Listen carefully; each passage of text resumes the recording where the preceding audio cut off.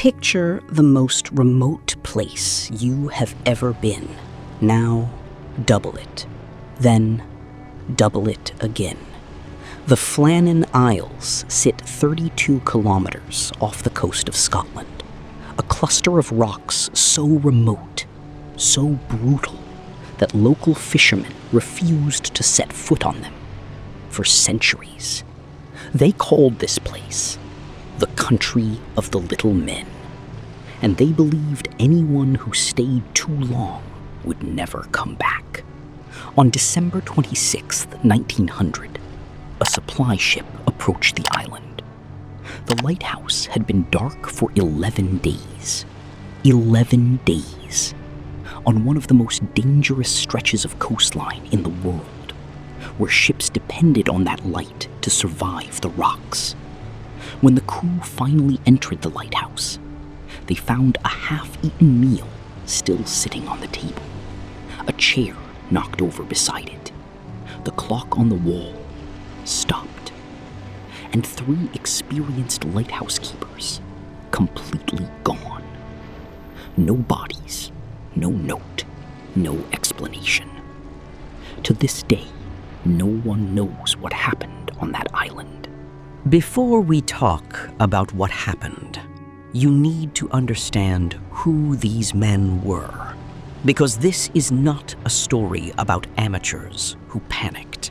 This is a story about professionals. Men who had spent their entire lives in conditions that would kill most people. James Ducat, the principal keeper, 43 years old, 20 years of lighthouse experience. A man who had survived storms that had sunk ships, destroyed harbors, and killed dozens. He was not the kind of man who frightened easily. Thomas Marshall, first assistant keeper, known among his colleagues for his calm under pressure, the kind of man you wanted beside you when everything was going wrong. And Donald MacArthur, the third keeper, a last-minute replacement for a colleague who fell ill before the posting. MacArthur was considered one of the toughest men on the islands, the kind of man who never showed fear, never showed weakness. He would become important later.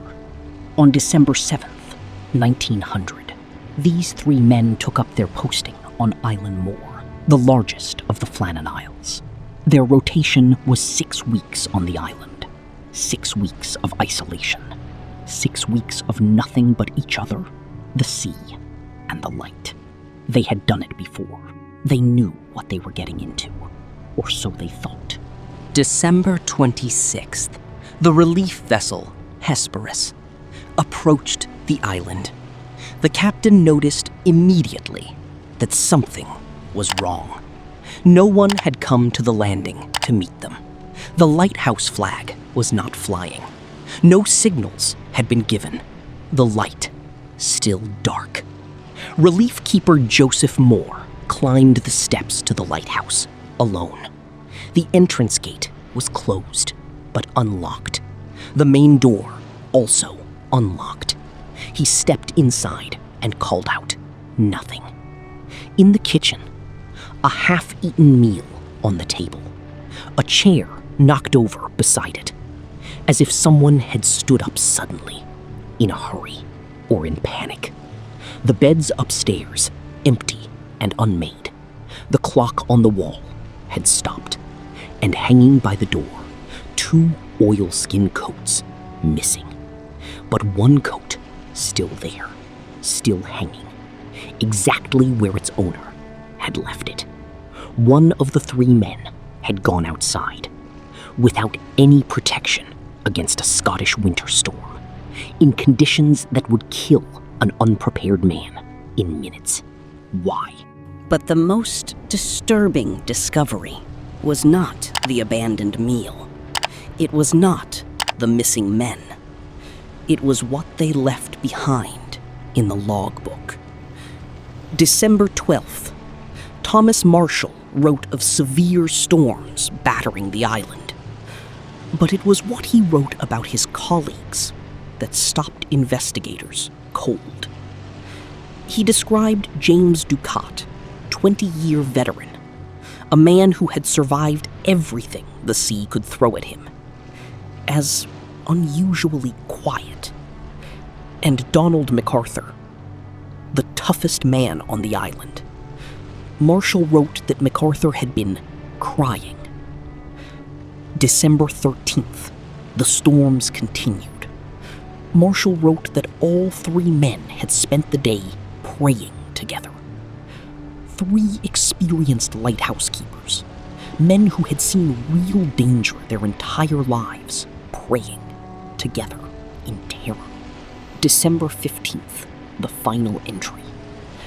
Marshall wrote that the storm had finally eased, that the sky was clearing, that the men were looking forward to going outside. That was the last thing Thomas Marshall ever wrote. The pen was still on the desk, the logbook still open, as if he expected to come back and write more. The investigation found one more detail that no one could explain away. The west landing platform, the side of the island that faced the most violent storms, had been catastrophically damaged. A storage box weighing over 1 ton had been moved from its position. Iron railings had been bent like wire. Solid concrete had been broken and torn away. Whatever wave had struck that platform had been unlike anything ever recorded on those islands. And here is the detail that haunts investigators to this day. Whatever happened on that platform happened to all three men at the same time, because none of them made it back. Not one. 3 men, all gone, simultaneously, with no one left to raise the alarm, no one left to write a final entry, no one left to tell us what they saw coming. The official conclusion, eventually, was a rogue wave.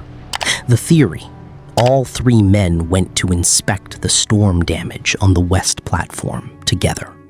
A sudden, enormous wave struck without warning and swept all 3 of them into the Atlantic.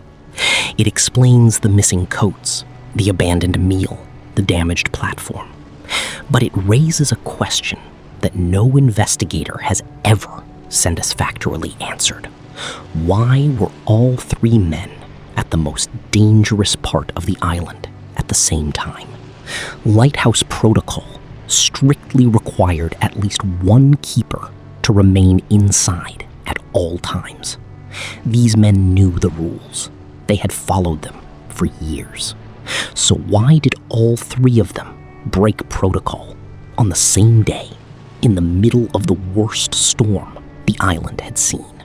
Others have suggested something darker, that weeks of brutal isolation and relentless storms had pushed the men to a psychological breaking point, that the logbook entries, the crying, the praying, the unusual silence were signs of men whose minds were beginning to fracture under the pressure, that what happened on December 15th was not an accident of nature, but something far more human and far more tragic.